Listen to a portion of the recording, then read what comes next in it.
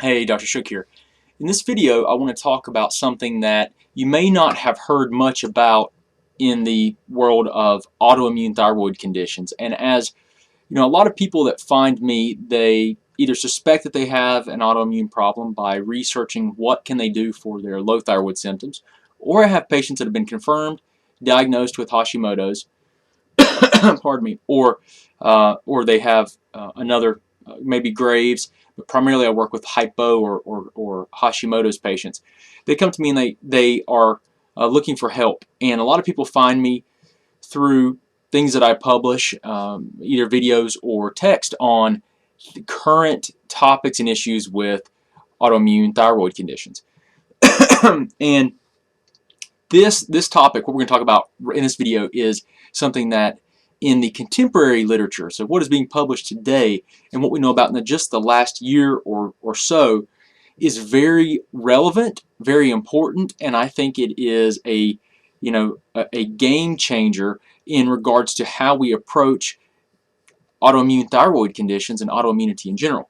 So we've known that autoimmune conditions are typically they're created or they're started with a trigger, and a trigger can be an antigen, something that flares up the immune system, and that flaring up of the immune system is typically the reason that your body attacks itself, and not just what you're exposed to. That antigen, the thing that you're exposed to that causes your immune system to react, is because of something called molecular mimicry. And I've talked about this in a lot of other videos, but briefly, molecular mimicry is when you're exposed to something, that something, whatever it may be, whether it be a protein in a food or whether it be an environmental compound, which is what we're going to talk about in this video, it looks enough on a molecular level. So if you looked at it as a molecule, as the structure of the molecule, it's similar enough to your own tissues that your immune system, when it marks and tags that thing and circulates these cells to search for more of that, to make sure that it's all out of your body or that it's all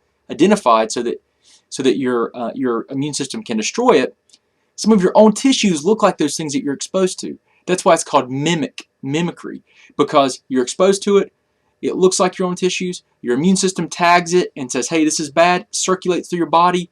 Just so happens that some of your own tissues, such as with Hashimoto's disease, where you have an autoimmune disease against thyroid, there are several tissues that look a lot like your thyroid tissue, and not just the thyroid gland itself, that very commonly get tagged mistakenly. And then your immune system, every time it's exposed to either a food that you have a sensitivity to, or an environmental compound, which we're going to talk about 3 major ones in this video that have molecular mimicry to your own tissues, you get tissue destruction at the same time.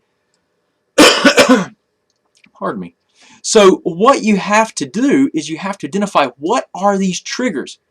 Get them out of your body, get them out of your life, regulate the immune function, and heal the barrier systems, and stop the things that are perpetuating your autoimmune condition so you can put it into remission, so you no longer have thyroid damage, or you no longer have cerebellar damage, or GAD antibodies, or these other antibodies, because they are, if you have these antibodies that we find, they're predictive for future damage and failure of the organ or the tissue. Okay, so let's talk about environmental compounds. So we know that foods create molecular mimicry, and they will cause an immune response and can cause you to have an attack against your own body. Regarding Hashimoto's thyroiditis, there are some foods that are some environmental compounds that have been found to very, very strongly mimic on the molecular level your own tissues. So if you're exposed to them, it can cause you to attack your own tissues, in particular your thyroid. So here they are. It's latex, BPA, which is bisphenol A, and then there's also tetrabromobisphenol A. Okay, so latex, for example, we know latex is used in everything. It's used in plastic bags. It's used in gloves. It's used in so many different things.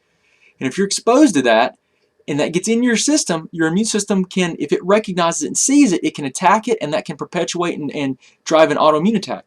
Now, bisphenol A. used in plastics, and there are a number of ways that we get exposed to that, but it's a major problem. It's in plastic bottles, every plastic bottle. One of the number one ways that you get exposed to it, number one, this actually shocked me. You get exposed to it by drinking those coffee lids, those plastic coffee lids that you can get at any of the major chains, at Starbucks or anywhere else. Those plastic lids, when they are exposed to acidic liquids like coffee and heat like hot coffee, it releases BPA into the liquid and you consume it. I mean, literally, we've heard about BPA in baby bottles and chew toys and all kinds of other things. But even the things that aren't BPA free, they're not good either. But BPA in particular, now BPA is something that creates this molecular mimicry. If you're exposed to it, it can perpetuate and exacerbate and cause you to develop an autoimmune condition to your thyroid.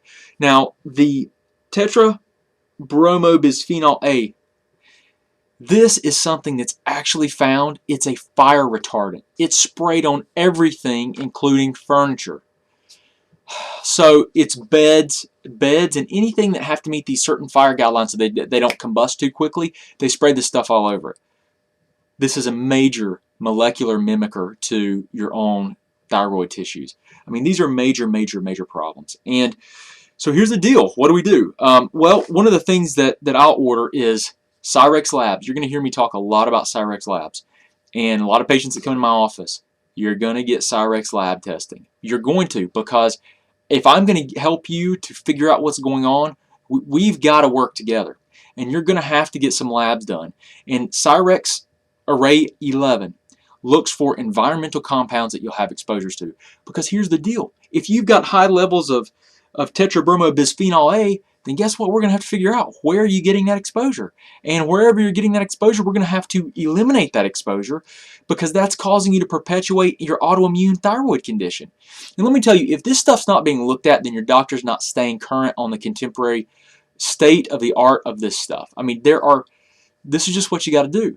So I've got to talk about these environmental compounds. Now, I want to talk about something else too, very briefly. A lot of people have heard of chelation therapy, okay?